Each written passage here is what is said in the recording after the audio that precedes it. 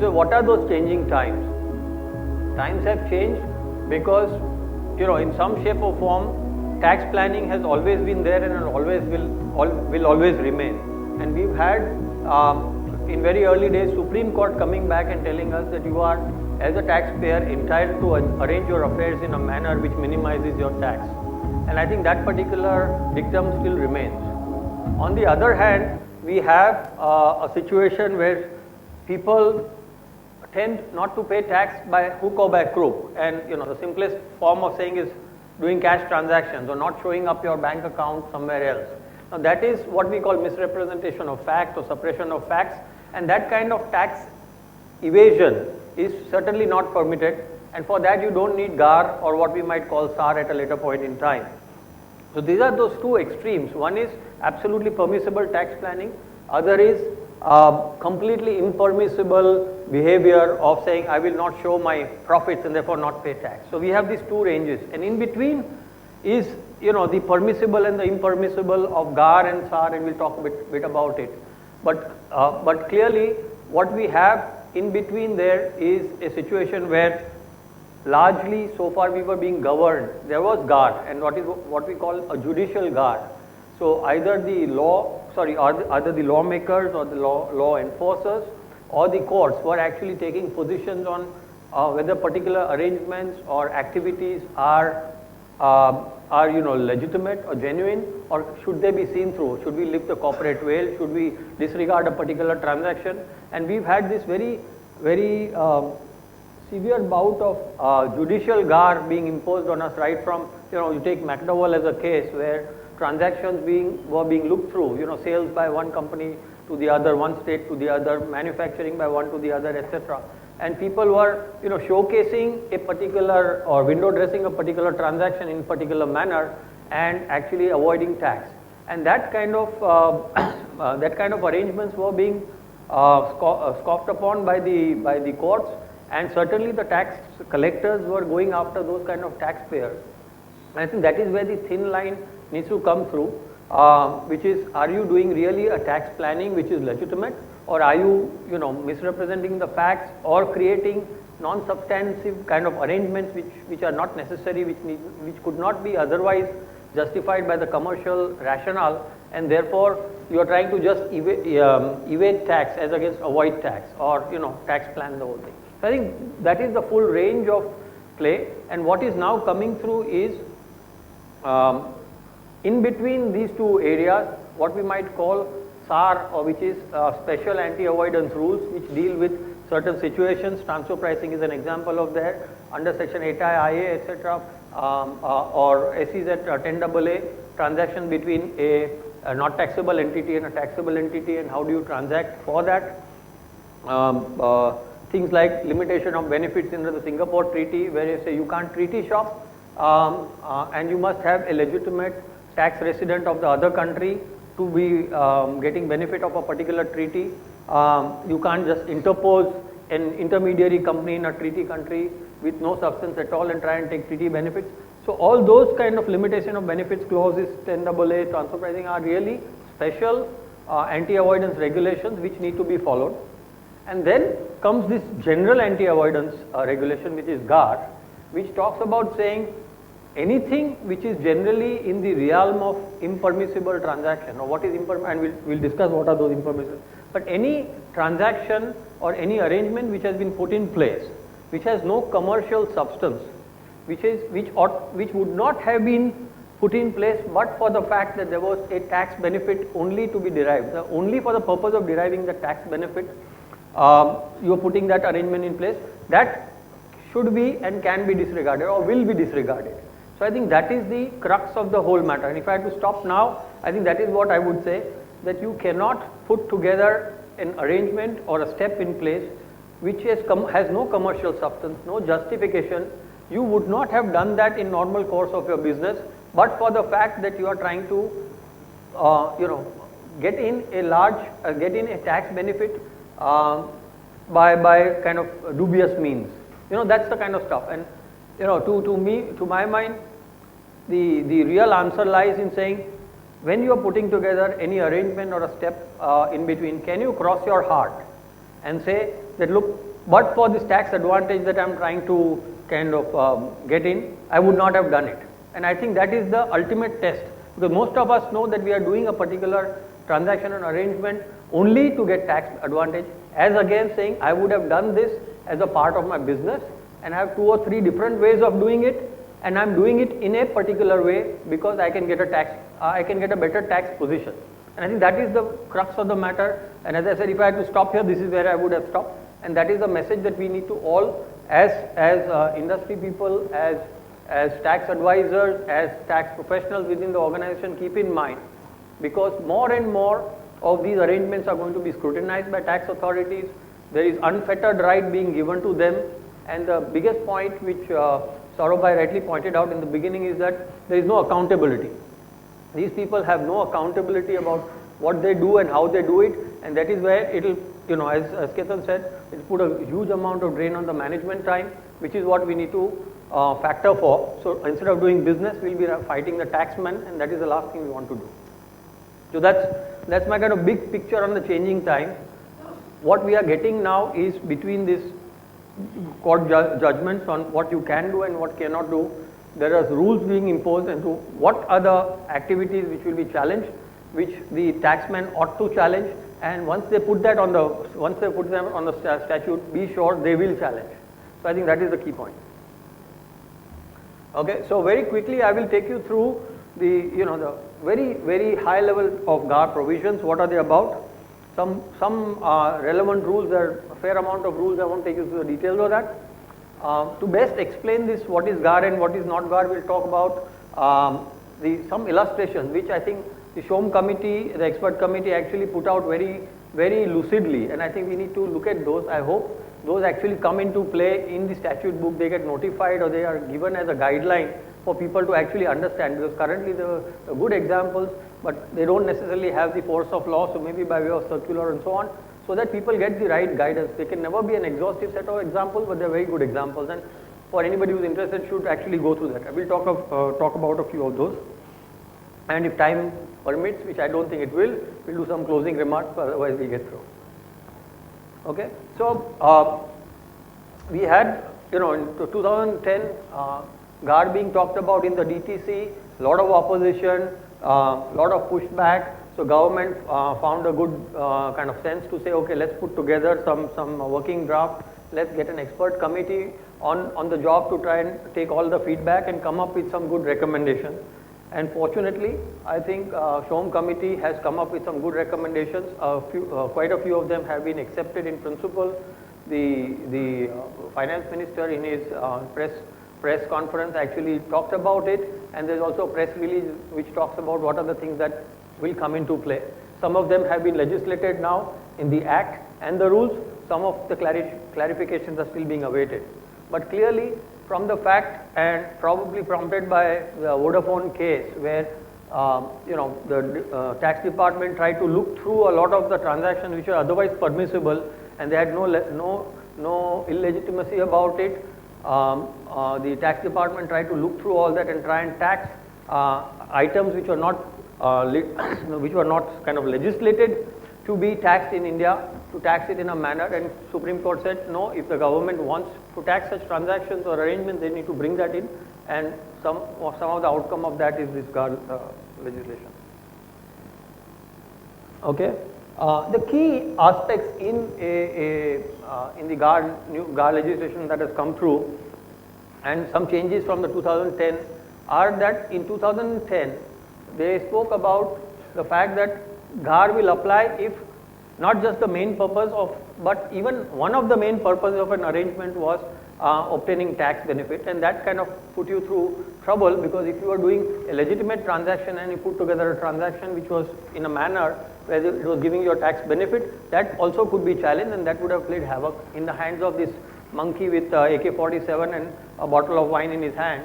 Is going completely berserk. So that we did not want, and fortunately now they've talked about that the only purpose of that particular arrangement has to be for obtaining tax benefit, then it could be challenged. One of the very good things about the process is the independent approving panel. it is not unfettered anymore.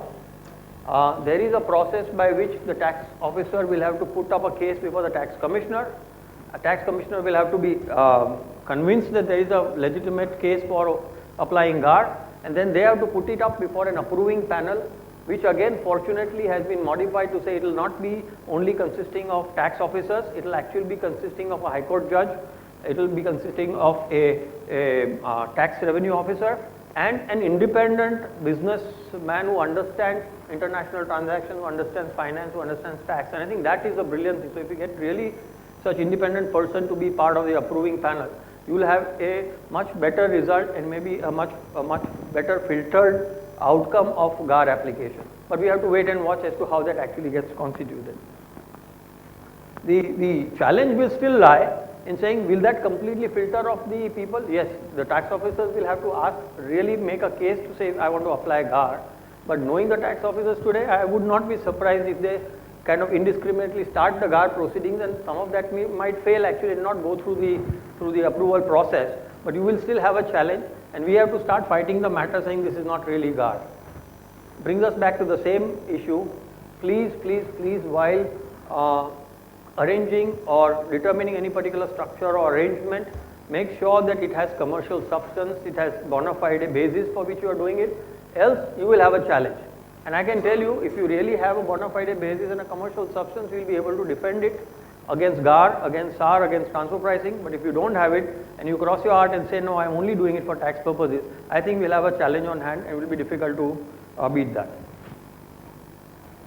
So, what is the requirement for actually applying GAR? I think the important thing is about the fact that first and foremost, there are twin conditions. One is that the main purpose of putting that particular scheme in place has to be to obtain a tax benefit. But merely getting tax benefit is not sufficient. It has to be, there is one of the other conditions also have to be fulfilled, which is it creates rights or obligations which are not at arm's length, or unlikely that a party like that would put together those rights and obligations but for the fact that he wanted to get the tax benefit. Or it results in direct and indirect abuse of tax provisions. Now that's another question mark. What is the direct or indirect abuse of tax provisions? If a tax provision actually allows you to take benefit and you take that benefit like a SEZ, that cannot be abuse of tax provision.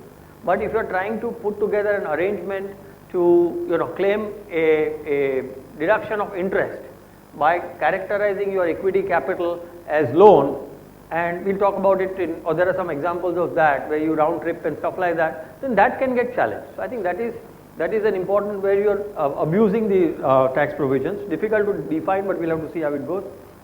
Lacks or deems to lack commercial substance, very, very important.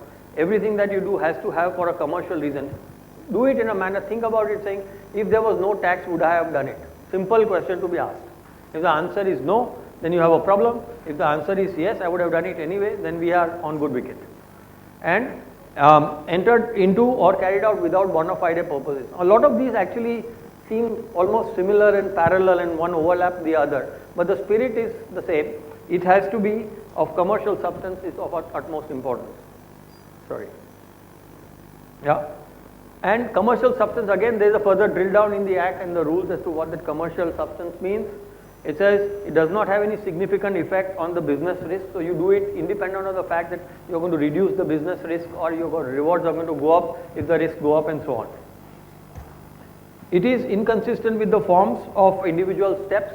So you're putting together the commercial substance is one, but you're putting together artificial steps in between to try and create substance or create an arrangement, which is the important thing. You have to establish commercial substance. There has to be real substance, you have to establish it.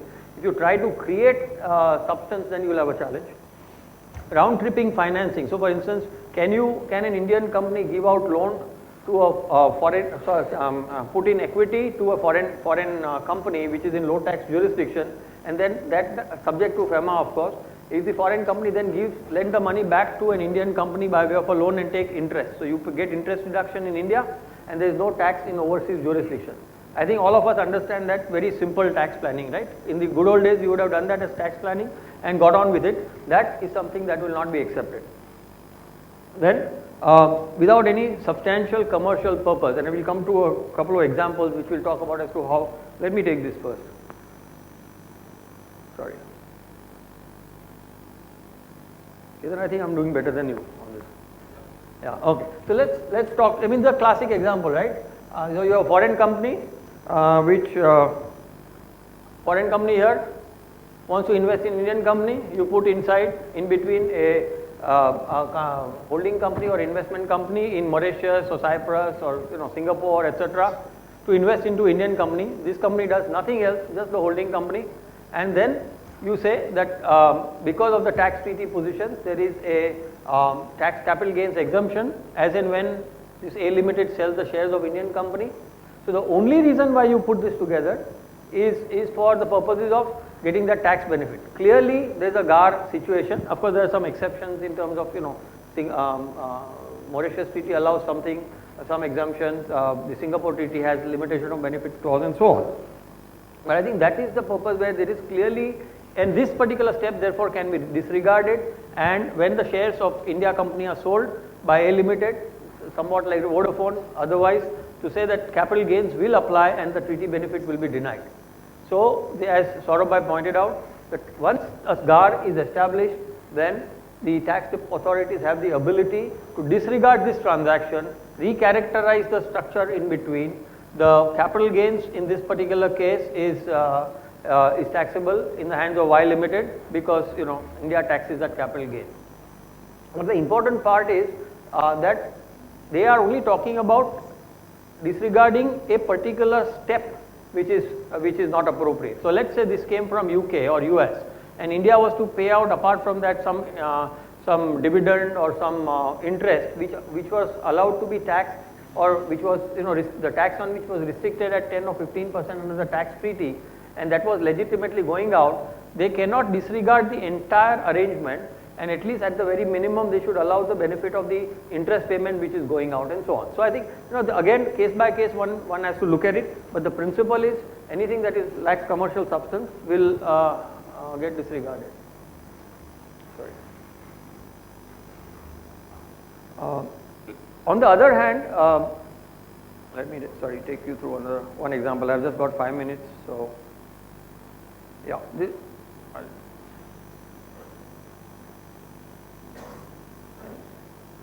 Let's take, on the other hand, some of the examples that that Shom committee gave out, and again, as I said, that's not still part of law, but hopefully if they come up with something like that, one can hope that you will take guidance from that and actually argue against GAR, or hopefully the tax officers and the commissioners will actually not apply that in such cases.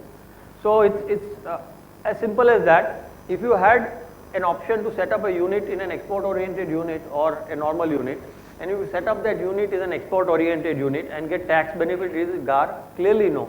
It is one of the options available to you to take tax benefit which you have applied. Commercially you would have set up the unit anyway for exporting a particular thing, and you chosen to do it in an SEZ, not a problem. Yeah. On the other hand, if you have a chemical, India Chem, which has another non-SEZ unit, and it diverts production from SEZ, yeah, which is now very well known. Why don't we move the production from SEZ to a non-SEZ unit, and only some minor packaging is being done in the SEZ unit, and you try and treat that as a tax exempt profits. The idea is that this is a clear case of misrepresentation of facts. You are really not doing anything, and therefore that is a pure case of tax evasion. Again, GAR need not apply, but you can get rogered anyway without that under the normal provisions of Act, and the benefit will be disallowed. Yeah, again, the transactions between SEZ unit and non-SEZ unit, very tempting for people to do, saying, okay, let me move provisions, benefits of, try and get benefit of SEZ unit by getting production from a non-SEZ unit at a low cost to SEZ unit, then do a little bit of activity, export it and show all the profits in SEZ unit. Very tempting, easy, first cut for any tax professional to come through. Can we do this? And the point is, those kind of situations are actually taken care of transfer pricing, and those are really what we call special anti-avoidance rules. Transfer pricing is one of them. and therefore you need to then apply those particular rules and not go generically saying, okay, we'll apply GAR and we'll disregard everything and recharacterize everything and so on. So I think that is again the important part. So and so on. So there are lots of examples in there which explains well, but as I said, hopefully those will actually act as real guidelines and not become just examples on the paper. No, sorry. No. The other piece is in the rules it has been said that if the transaction is less than the benefit is less than 3 crores, then the GAR will not be invoked. So that's a good threshold. But again, if you try to make it multiple transactions of 3 crores and under, which we are very capable of doing, then the GAR will come into play. And we said again, GAR will apply only to the impermissible part of the transaction, not the entire transaction will not apply. We have spoken about the applicability. All the benefits, tax benefits that arise after 1st April 2015, which is assessment year 16-17, will come into play and will be challenged. But assets which have been invested into prior to 2010 when this was announced, any capital gains etc. that comes out after the transfer of those assets will not be subjected to GAR. So there is some grandfathering provisions on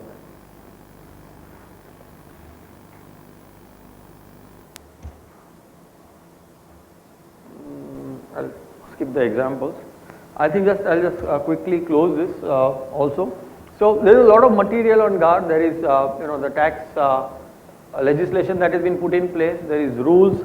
There is a SHOM committee report. There is the press release which after the finance minister's press conference where he talked about. And there is a maze of stuff, and we can keep on reading it, and we'll come up with something new as we go along, which I discovered last night when I was reading for this particular presentation, and again this morning when I was. Every bits and pieces comes up, but I think it's important to understand that there is quite a bit of literature on this which we need to look at.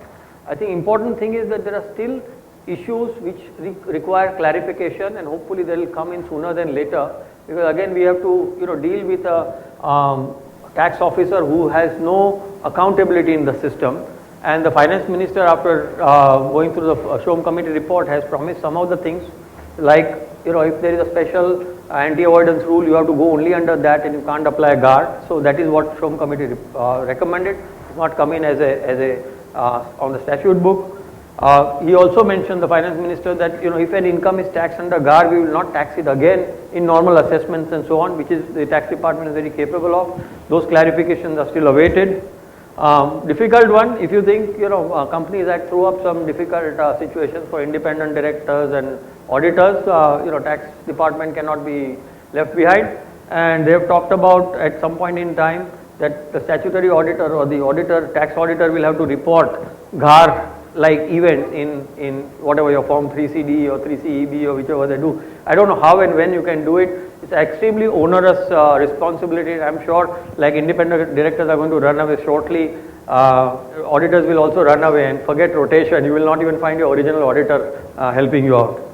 And then of course, as I said, the last illustrative list, lots fantastic, honestly absolutely fantastic examples in the SHOM committee report, and I hope that those kind of examples find way in the statute book or in legislation or in circulars, so that people, both practitioners, industry people, and most importantly the tax officers get a proper guidance and try and apply the statutory GAR judiciously, and not apply as if the tax department was applying in a judicial manner and trying to cover everything under the sun in GAR.